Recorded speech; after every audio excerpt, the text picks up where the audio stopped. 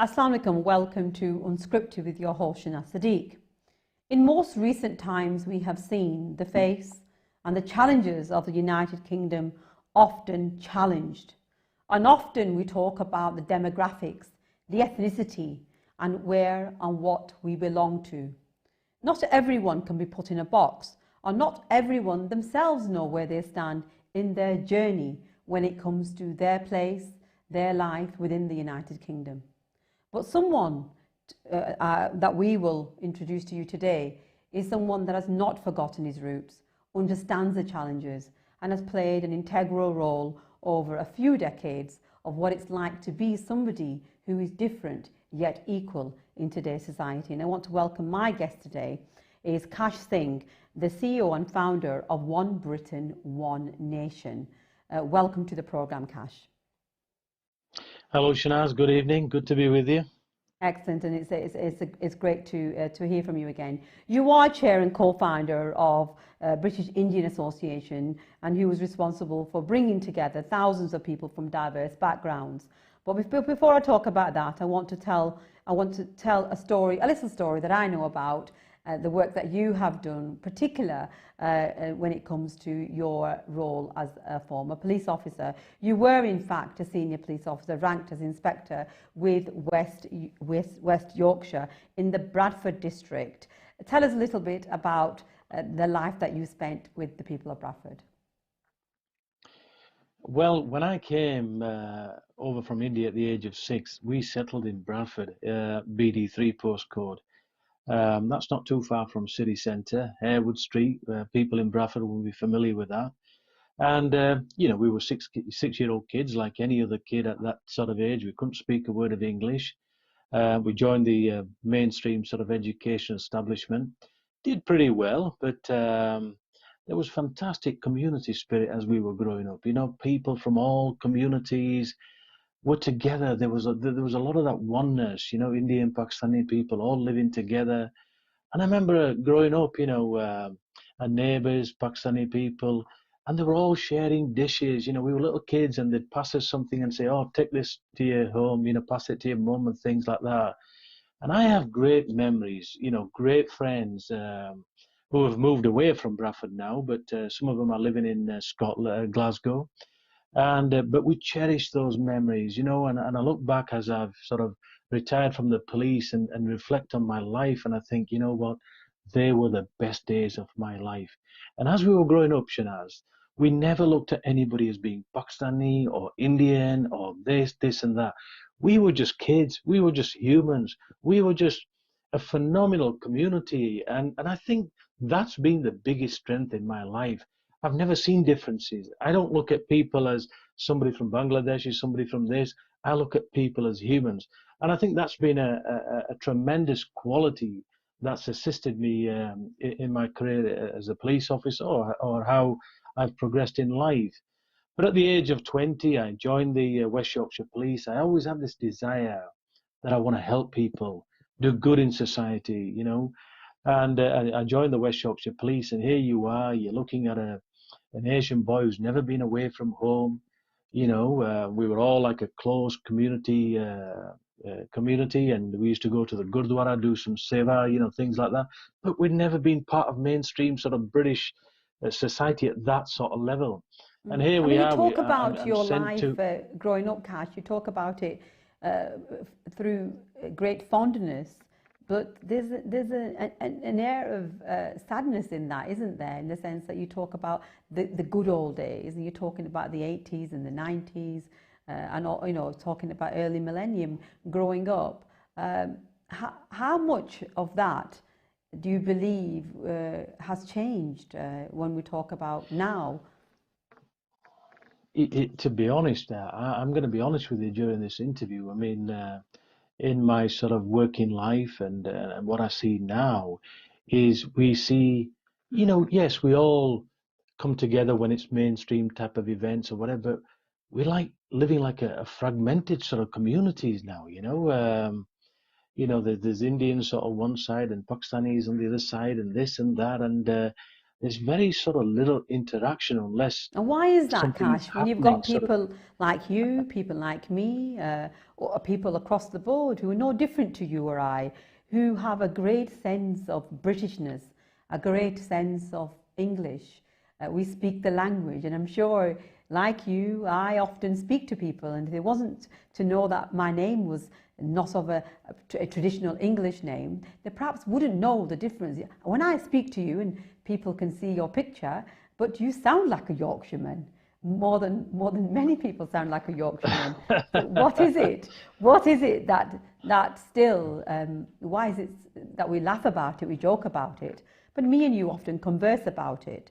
That our identities have become perhaps more prominent than, in fact, our ethnicity and our passports. Look, everybody needs to be proud of who they are in terms of their faith, their culture and heritage. I always promote that, you know, and but I think we all need to do a little bit more in coming together. And you know, when I was sort of growing up, you know, with my friends, like Khalil was my best friend, and then there was another one, Fiaz. And you know, when we were hungry, sometimes we'd just nip into the mosque and take a banana or something like that. There was none of this thing, we can't go there or they can't go there. It was just God is God, and you know, that type of mentality. And it was fantastic. But now, I'd like to see more of that spirit coming together. I like to see, you know, people thinking the human first type thing attitude, you know, let's get on with people, let's embrace each other, and let's be proud of our faith and culture and heritage like that. But let's all go out of our way to sort of embrace each other. You know, we need more of that. Yes, we definitely totally agree with you. You were nominated to lead one of the most challenging and sensitive areas of Manningham in Bradford. And in fact, you not just saw, witnessed, but you also policed 2 riots. And with recent events, national events, we've seen issues around Islamophobia, prejudice, terrorism, a rise of issues surrounding certain communities, but in particular, Kashif Meso, challenges and sensitivity around and with the Muslim community. What was it like being somebody of a different faith, Kashif, being a Sikh man there, policing, witnessing, and dealing with those challenges in Bradford? Well, in 2006, I used to work in Leeds. I worked at Chapeltown in Leeds. And at that time, the area where the riots had taken place was described as a pressure cooker of an area about to explode.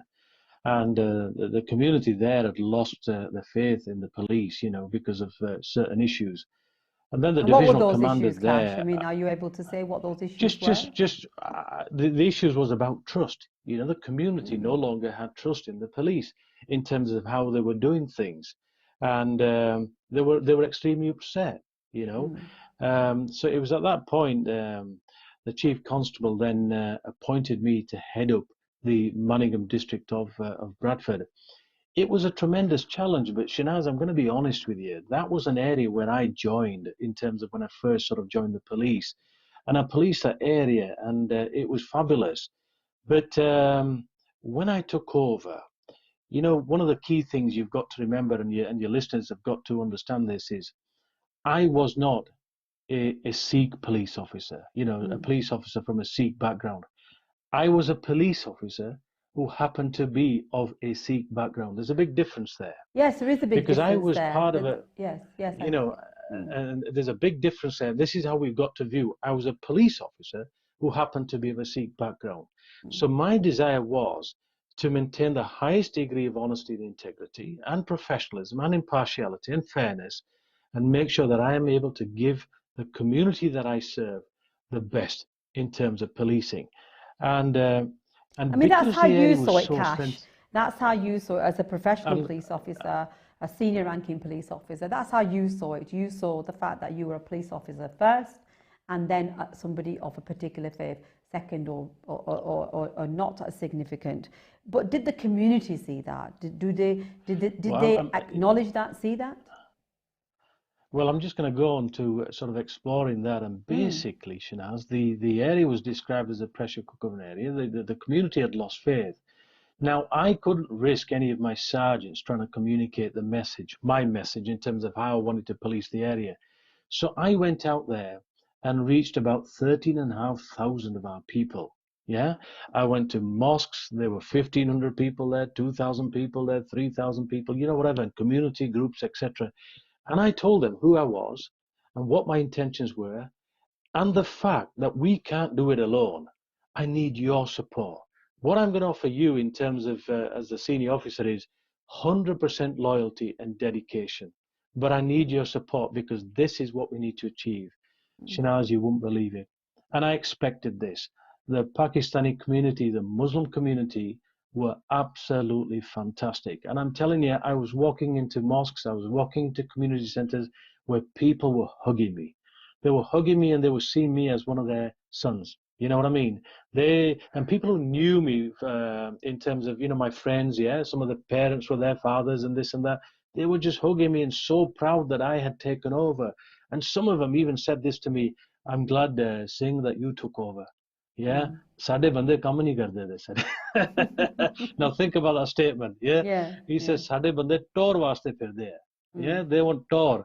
They want to make their own name. Whereas so good to have you here. Now that's something I'm telling you what they said to me. And I said, look, I'm here to serve you. See me as one of your sons or see me as a police officer, whatever. But we need to make sure that you, as the community, can go about your normal business without the fear of crime. We make sure that your children can grow up in a neighborhood where they feel safe. And you know, people were very receptive to that. And the support I got was incredible. And were you as you asked surprised me though, more Kash? questions. Were you No, surprised? no, not at all. Not at all. No.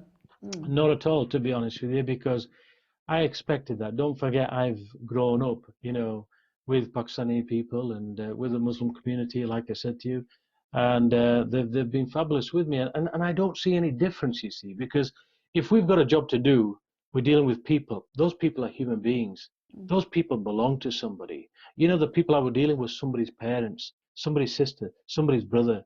So they were all very, very special to us. And my job was to make sure they get the highest degree of integrity and honesty and professionalism and support that they need.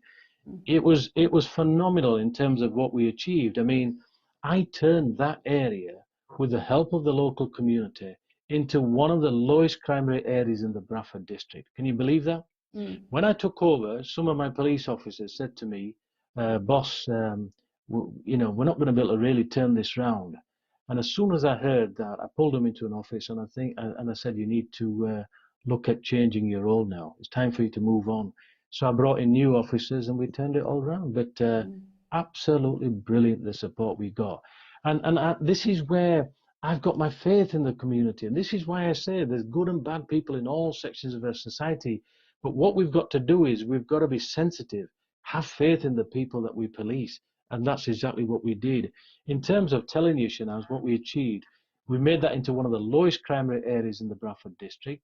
And, you know, I won the West Yorkshire Police Oscar. I won the Criminal Justice Award. And we came third at a national competition where the West Yorkshire Police had never, ever qualified. You know, in 11 years history of that competition, we came third in the country. How much of that, Kash, how much of that, Kash, if you were to put hand on heart, do you believe is the fact that you had a very diverse background? You grew up at times, like you said, you were able to just drop into your neighbours. You were playing out on the street. You came from a generation where there was what we would describe as there was a community spirit. Times have changed, haven't they? At times now, children are not encouraged as much to play outside because of all the issues that we have. These times perhaps now in 2021, 22 are perhaps more challenging times when it comes to community morale, spirit and connectiveness. Would you agree with that? There is that, but you know, that issue with children playing out, I think it's a nationwide issue where parents are very, very concerned now, letting the kids just to wander about, whereas when we were growing up, you know, we used to just come home to have a bite to eat and then we were back out playing again. Them days have gone. But honestly, things aren't as bad as people might think they, The reason are I out there. mentioned that, Cash, is the fact that you had that upbringing. That's the way that you were groomed, and your mentally and in the way that you were saw the world was different. If children don't have that kind of upbringing, if children don't have that kind of connectiveness with communities, and we are protecting them to the point, not just because of coronavirus, but because of all the other issues that we have out there, and they're not able to grow up as children in the street, mixing with other children, then that is a different kind of person growing up, isn't it? That in itself says something, doesn't it, about the community and our future generations and how they will live their lives in the world. You see, going back to the first issue that you mentioned was the police. When they talk about the police service, it's got to be reflective of their communities. That's very, very true. And because I was a reflection of the community, look at the changes that I brought with the help of the people. Yeah.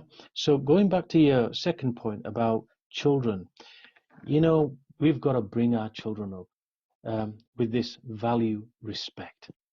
And our children have got to be brought up as, we've got to tell them, be proud of their faith, be proud of the culture, be proud of the heritage.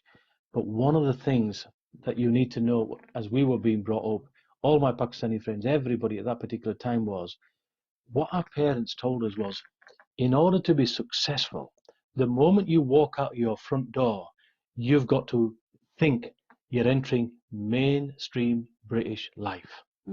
Think about this. I'm going to explain it to you in as soon as, when we were growing up, Monday to Friday, when we stepped outside our door, we were living mainstream British life. That means we've got to recognize out there in this big world, there are people from all communities.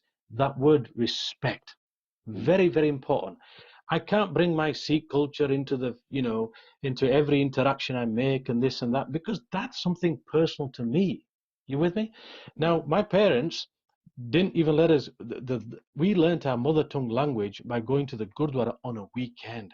They wanted no interference during Monday to Friday, because they said, concentrate in your school.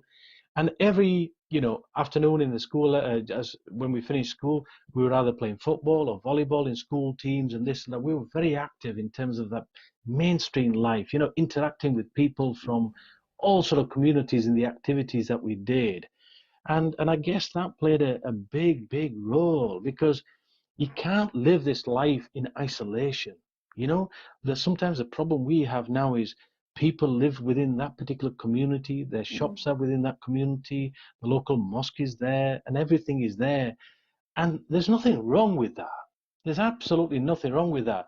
But everybody's got to take that responsibility and say, you talked about the issue with our children. They've got to get out there. They've got to understand what mainstream life is all about. They've got to start interacting.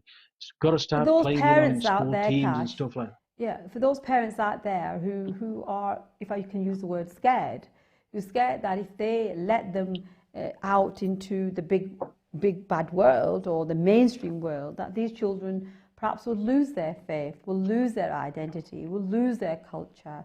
Many children now, are third generation children, don't even speak the language. They speak English.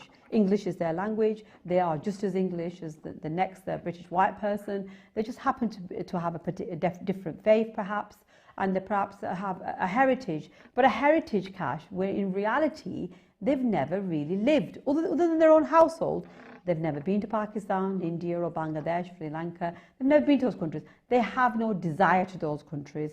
The only perhaps interaction that they have in terms of their culture, maybe on Eid, they wear a certain outfit and they eat a curry when they feel like it. That is the reality of today's generation, isn't it? Other than what they tick on the ethnicity box. Well, they're the changes that we've got to embrace, haven't we, slowly? Naturally, yes, our children aren't speaking the mother tongue as fluently as we probably did when we were youngsters, but that's just, the children who learned the mother tongue, etc., are those that had the grandparents living in the extended family. Yeah, I've seen a lot of that in the Indian community now. Those that have got the grandparents and the parents speak the language, etc., they're great. But those that don't have the grandparents there, and it's just husband and wife, and they speak a lot of English, they're losing that touch. And it's happening more often now. More, you know. I want to move on to One Britain, One Nation, and the reasons why you set up One Britain Nation. Obviously, you have extensive experience in working with different communities, and it was something of more than just a role, wasn't it? It had very sentimental values as well. It did. You see, in my police career, I've policed, you know, Bradford, Leeds. I've seen a lot. You asked me a very pertinent question there about why did I set up One Britain, One Nation. In my career, I've seen all these government-led inquiries. You know, the after the race riots, the Stephen Macpherson inquiry, Lord Macpherson, yeah, Lord Ousley, Ted Cantle reports, and you know, because of my police career, I've policed all communities. And Shanaz, one thing we've got to accept is that there are wonderful people in all communities. And when a certain particular community was tarnished with a reputation, it never sat comfortably with me, because I thought, hang on a minute, you know, like let's say, for example, you talk about grooming gangs, yeah? Now, people who were involved in grooming gangs, as far as we're concerned, are criminals, aren't they? Yeah? They're criminals. And they don't belong to any community. No criminal belongs to, yes, they belong to a particular community, but they're not linked to a particular community. What we do is we see them as criminals. What has that got to do with the Muslim community? You know, so if grooming gangs are convicted, what's that got to do with the Pakistani community? What's that got to do with the Muslim community?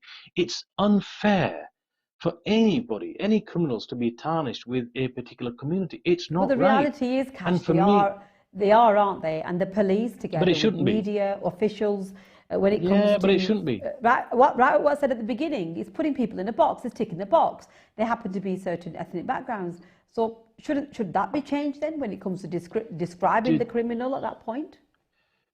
Do you know why I say that? Because when I policed Manningham, 99.9% Pakistani Muslim community, listen, do you know what those people wanted? They wanted to go about their normal business without the fear of crime. They didn't want drug dealers on their streets. They didn't want any crime being committed on their streets. They wanted to keep their children safe. That's the desire of every parent. Am I correct? Yeah. So no criminal must be linked with a particular community. And going back to that very question you asked me, why did I set up One Britain, One Nation? Now, as I mentioned, I've seen all these government-led inquiries. And I used to say, there's brilliant people in all communities, but how do we bring those people out so that they can showcase their love, their passion, and pride for this great nation that they live in? And, you know, there wasn't the World Cup football every year. There wasn't the Olympics every year. There wasn't the Diamond Jubilee. So ask yourself one question, Shanaz. How do we all come together and celebrate that oneness, that togetherness, our love for our country, our love for our people? There's nothing, is there? There's nothing. Would you agree? Absolutely. I totally agree with you. Nothing. We've got some visual pictures. I don't know if you can see them. You probably can't see them at the moment. Yeah. But we've put some pictures up of... I can see them. The communities that are coming together. We can see a wide range of communities there. And that's a strong sense of Britishness. We used to see that. I remember seeing that growing up. I remember my father putting out the British flag. I remember when there was a royal wedding, we would get up early in the morning and we would watch it with great pride.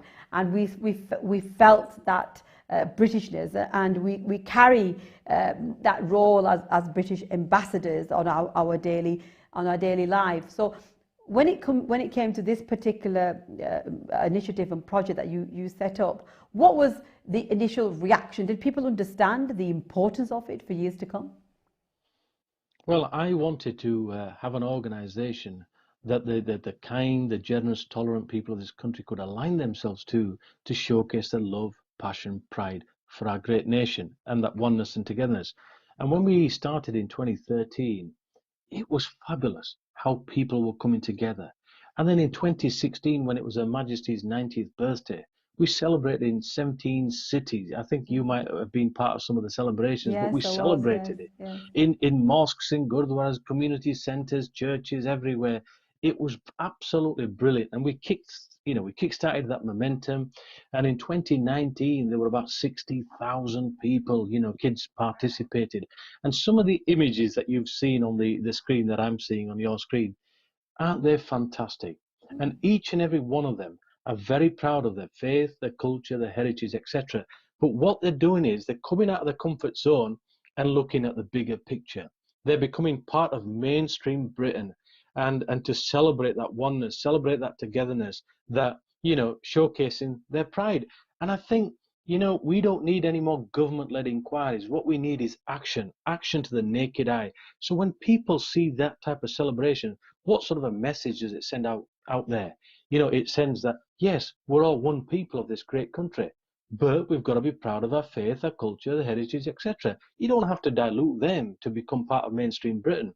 The question you asked earlier, you know, parents may be concerned that they may lose their children, etc. Well, listen, although my parents are deceased, you know, we lost them almost 28 years ago, but I never lost my culture. My friends who I grew up with haven't lost their culture, their faith and heritage.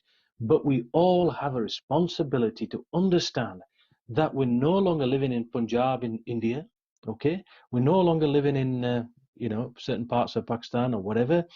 We chose to come here, and our parents paid an ultimate price. You know, my father worked in a foundry, and Shanaz, I used to see him working 14 hours a day, 12 hours a day, 7 days a week. Basically, he didn't have a life. But like every parent those days, whether from Pakistan, whether from India, whether from Bangladesh or other parts of South Asia, they sacrificed their life for us so that we could have a better future. Now, that's exactly what we've got to do. We've got to be ambassadors. We've got to be proud of what our parents have done for us. We've got this wonderful infrastructure in this country. We've got to get every child to utilize that and get out there and make and encourage every child to make their family proud, make their neighborhood proud, make their community proud, and most importantly, make their country proud. Can you see that sort of thing? Yeah. Yes, one of the things when I recently have been talking to those people who've travelled across Europe and further afield, may have gone back to their original place of birth or their family's place of birth. One of the things that comes across quite strongly, that there is a very big difference between the lifestyle of people from minorities, particularly people of faith, living in the United Kingdom and Europe, that we are, and I will use my words here, Cash, this is my opinion, we're very privileged in the fact that we can have a balance between our faith, our culture, background, ethnicity, and what we choose to do. So when I talk about my culture, I mean my British culture, I mean my Pakistani culture, and also the fact that I am Muslim. Would you agree with that? Absolutely, absolutely. And, you know, we are so privileged in this country. You can go to the mosque anytime you want. Nobody will bat an eyelid. You can go to the Gurdwara anytime you want. You can go pray as many times as you want. Nobody will say a single thing. Am I right? So what we've got to do is we've got to be not grateful for that, but that's something we expect. But we've got to play our role in mainstream as well. You know, that's crucial for me. So what is that role, Cash? You've mentioned that a few times. Our role in mainstream. We are seeing a rising number in different professions.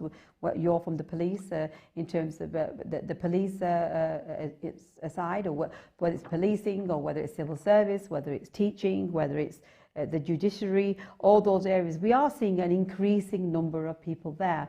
But the balance between that and in terms of representation, we've still got a little bit of way to go there, haven't we? Yes, we have. But, you know, make every interaction that you have a productive one. Get out there in as many activities, you know, in terms of... And the other thing is, you know, your children need to be involved in as many mainstream activities in schools as possible, because we've got to save our next generation now. There are some people that will never, ever be able to change, but we've got to work on the next generation, make sure they've got a good balance, you know, that as they're growing up, when they decide to take a profession, they're nurtured, that they're all perfect. You know, do you know what I mean? They've got the qualities, they've got the experience. It's like when I joined the police at the age of 20, I'd never been away from home, sort of thing. You know, it was a shock to me. So what we want to do is our next generation, we want to prepare them. And school is one very, very good grounding nowadays with all the activities that take place. And what's all those activities and, you know, like, that Auburn is involved in? How do you do the celebrations?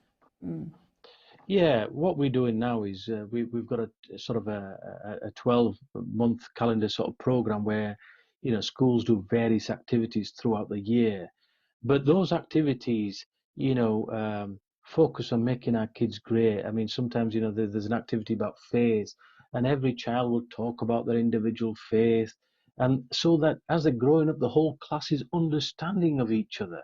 The fact that, yes, they may be of different faiths, but we are all one people. That oneness, that togetherness under the value of respect, that kindness, the pride, the unity aspect.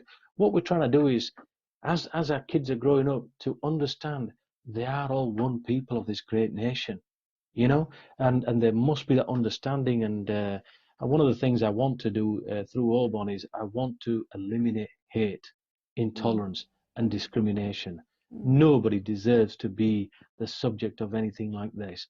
I was And that's just going to something come that's to very, that very close because to me. I was just going to come to that. So we talk about all these wonderful things, these wonders, but yes, there are many examples, whether it be in the teaching profession or other professions, that there is intolerance, there is prejudice, that there are people who hate people, don't particularly know the people, but just have a dislikeness to them, or a stronger dislikeness, in the sense that you use the word hate. Hate is a very strong word, isn't it, Prakash? How do you deal with those people within those schools? The parents, the teachers, the governors, the general public associated with those same people that you're working with? Do you know, I'm really excited about the way the teaching profession is approaching this. I've seen it in action. And honestly, it's very, very encouraging and inspiring in terms of what I see. I mean, one particular school in Keith, it's happening across many, many schools. But the way they champion these values, the way they unpack these values, it really is, fantastic. I was at a school where a 3-year-old child was asked, "What does respect mean to you?" And the 3-year-old child said, "It means we're all friends." And I thought, wow, just think about that for 1 minute. A 3-year-old child is saying, we are all friends. And if, my program now is a 10-year program, inspiring a generation. If we can get our children to speak that language, whether it's somebody called Ali or Khan or Singh or Jones or Smith or this and that, yes, we're all different. But they're growing up with these values, unpacking them in terms of what they mean in real terms. They're celebrating each other's faith, they're celebrating each other's activities and things like that. All round, they're going to become better people. But what we've all got to do is, like when I grew up when we were at school, Shanaz, we sang, you probably did as well, we sang those carols, we sang those hymns, we said a prayer in the morning, Jesus, and whatever. But you know what? For me, it was God. Simple.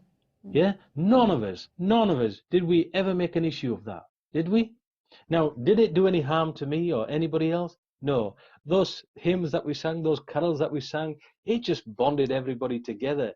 So my point is, if you want to get on in life, right, let me give you a tip. Yes, be proud of your faith, be proud of your culture, be proud of your heritage. And there is no one person in this country will ever say to you, look, dilute your faith. No, I'd never champion anything like that. Be proud of it, just like I am. But when I enter mainstream, I don't create any problems for anybody. Yeah, I'll participate. Just like, when you go to India, there'll be certain things that they'll do. Like, for example, Indian schools now in major cities, that every morning, so I'm told, they sing the national anthem. And I think it'll be something like that in Pakistan as well. That's basically, the kids are bonding to the nation, etc. It's kids getting a message that the well-being of this country is down to you. Do you know what I mean? That type of mentality sort of thing. I don't see anything wrong with that, because same in this country, every Would you child want to growing up, see that in the regardless schools of here, where every child not is so growing up knowing the national not anthem? not so much, drilling a national anthem down their throats. No, nothing like that. But what I would love to see is every child growing up knowing that they've got this very strong shared sense of belonging, that they have this genuine feeling that I belong here, that I can add value. Yeah, what I do does matter, and the fact that I can realize my full potential, I can make a difference. I can make my I mean, a few family proud, years my ago community proud, and things like that. a few years ago we saw the the introduction of citizenship as part of the national curriculum. We've seen many examples of projects, and when it comes to important dates with sort of nationally, whether it become a sovereign birthday or a wedding or other events, that there is some, let's say, participation. Do you think it should be made mandatory for people, no matter what their faith background, to be involved in these kinds of activities? This sense of oneness, nationalism. And we see examples, you mentioned India, you mentioned Pakistan. We also see examples in places like China, in other countries, where they are brought up with that sense of identity. They are, I wouldn't say drilled, drilled has many other connotations attached to it, but there is that compulsory element of almost getting people to think as one. Do you think that is important and necessary? I'd never promote anything like nationalism or nationalistic, anything like that. What I would promote is the love for the country. I think that's so important, because earlier on in the interview you mentioned, this new generation, they have no desire to go back to India. They have no desire to go back and live in Pakistan. I can't personally go and live in India now. I just can't. I find it very difficult to relate to people. And I'm not saying this out of disrespect, but it's hard to get somebody to tell me the truth when I'm there. Just to speak the truth language, just talk to me sensibly. It's so difficult, and I find it very, very difficult. I haven't been for about 3-4 years now. I just find it so goddamn difficult. And I don't blame the generation here. So they have no intention of going and settling down in Pakistan or India. I'm sure there will be people who do, but I think you know where I'm coming from.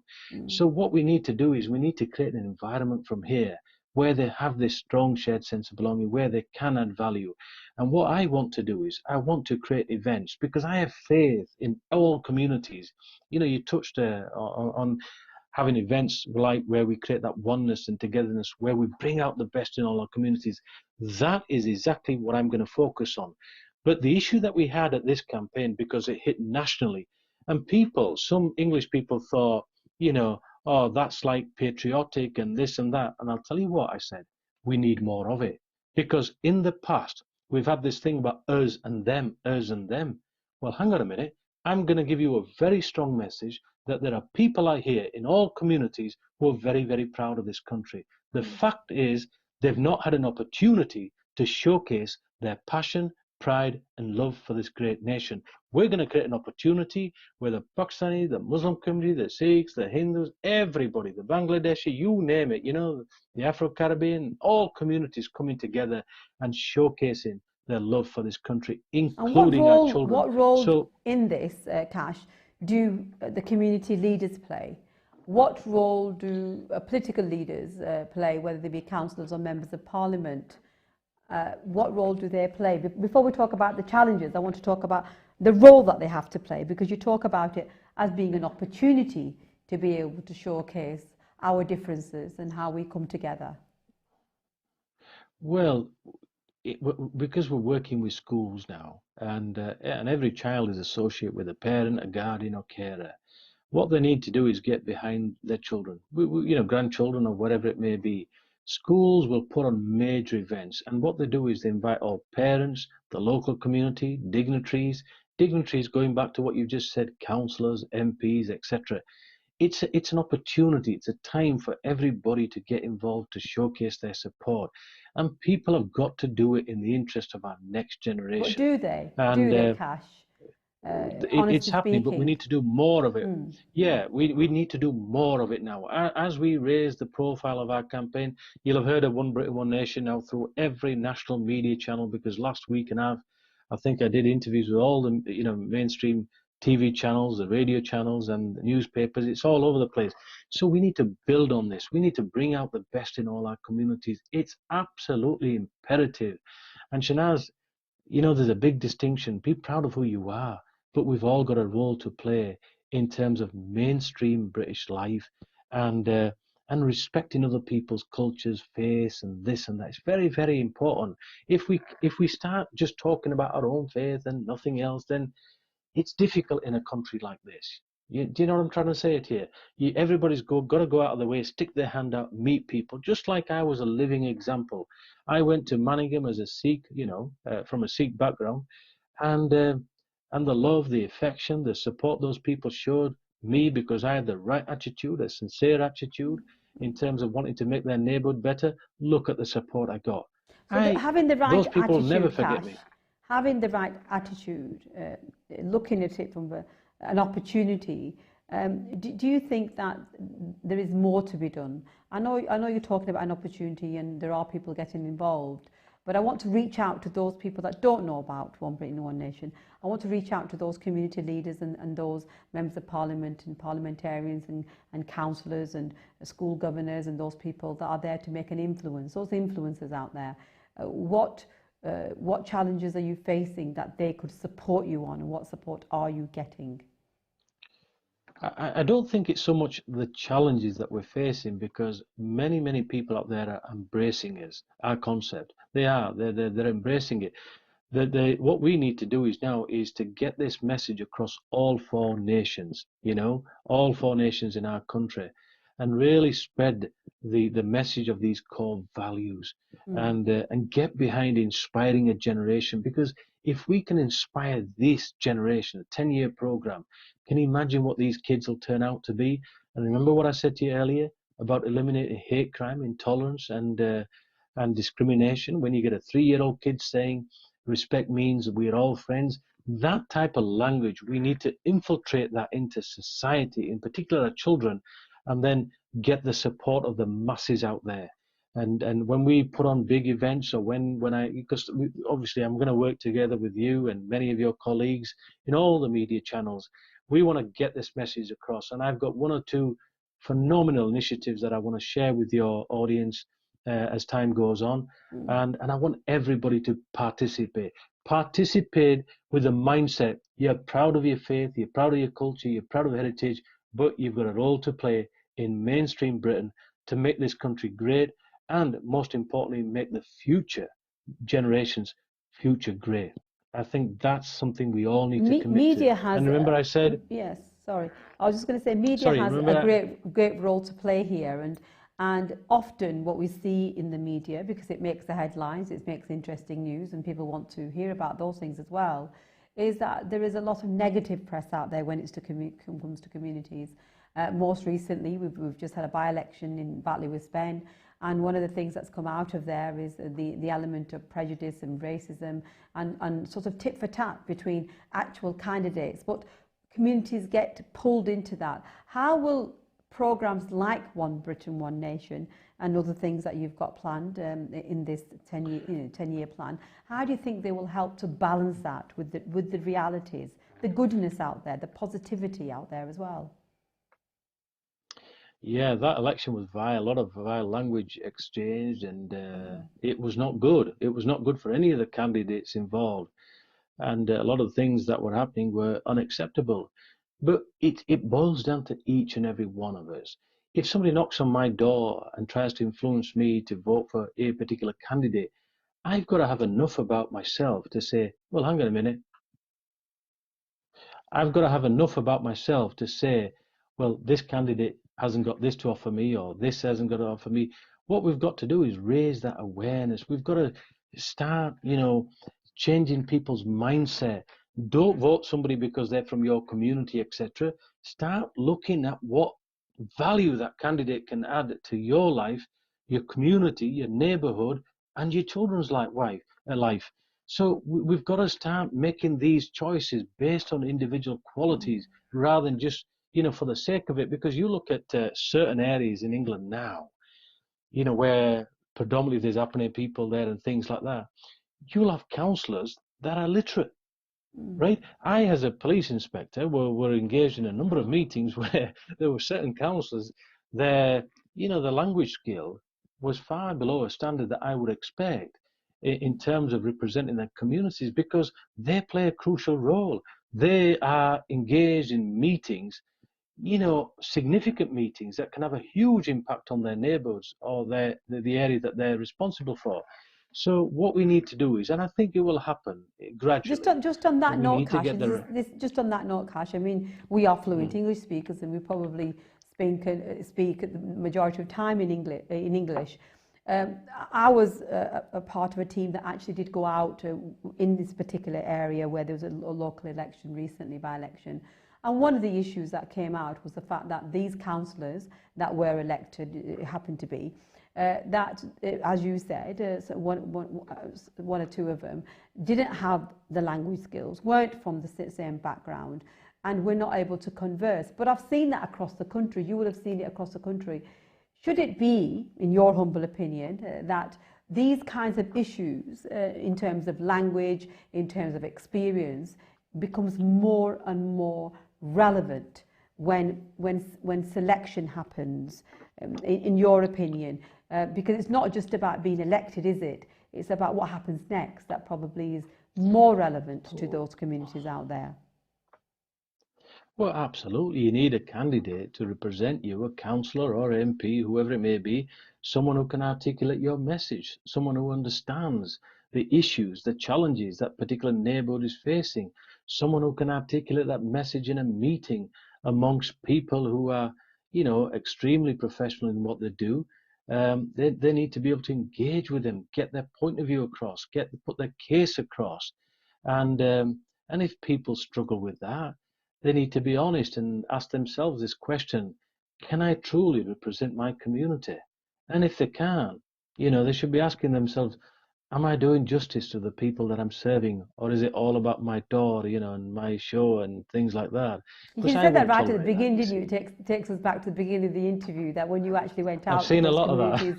When you went out to those communities in Bradford, it was about the fact that you became a son of the community, and it wasn't to do with your faith or anything else, that you wanted to make a difference. This door, this profiling, this image that we're trying to hold up, and it seems to be more about personalities when it comes to our role, whatever profession we may be in, but in particular when it comes to people who are working with the public.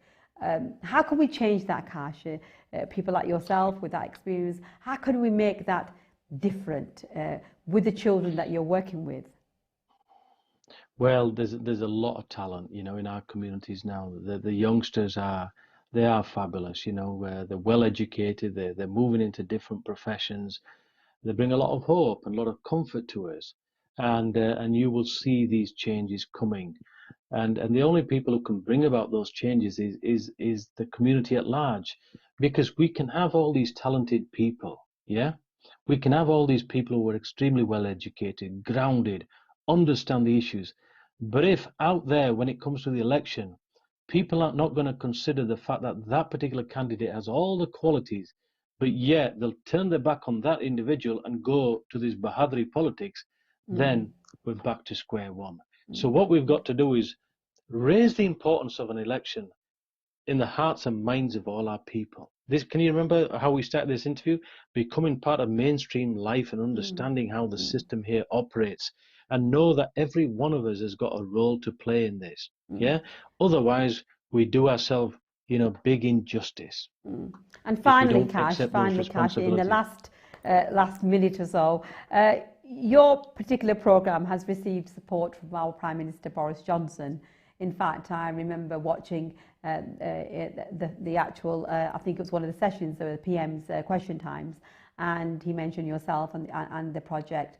In your own words, in the last few seconds that we have, what does that mean to you, and how are you going to use that to move this momentum further? Look, it's always, you know, comfort to get the support of the Prime Minister. Remember, the democratically elected people.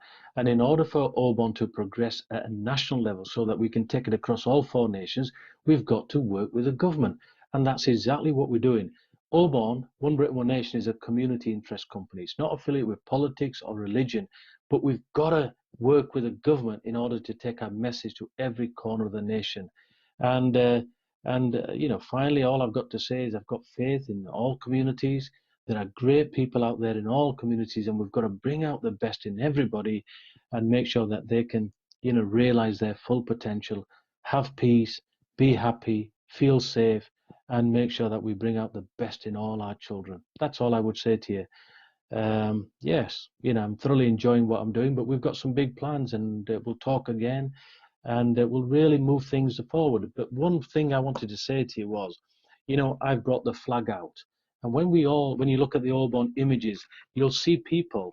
There was a school in Keighley, 700 people that all the parents came. The Muslim parents came with headscarves, red, white, and blue. These are the mothers. And they were serving food, dishes. The atmosphere was incredible. But when we all stand behind the flag, you know what? We're one people. Can you see the impact of that on the naked? I want to say thank you to you. On that note, Cash, I want to say thank you to you because I know we could actually talk about this for hours. So it is wonderful to hear from you, and I hope you all the best with this particular project. And I wanted to be able to bring it to the attention of our viewers. Here at Takbeer TV, we're not just representing the Muslim community, we represent all communities. And whether you are a person of faith or not, just as Kasia said, that we have a role to play. We are the ambassadors, we are the citizens of this great nation. And when you look across the world, and in particular, when you look across those countries, this particular nation has a lot to offer and a lot to do. So on that note, I say Assalamu alaikum, and I hope to see you very soon.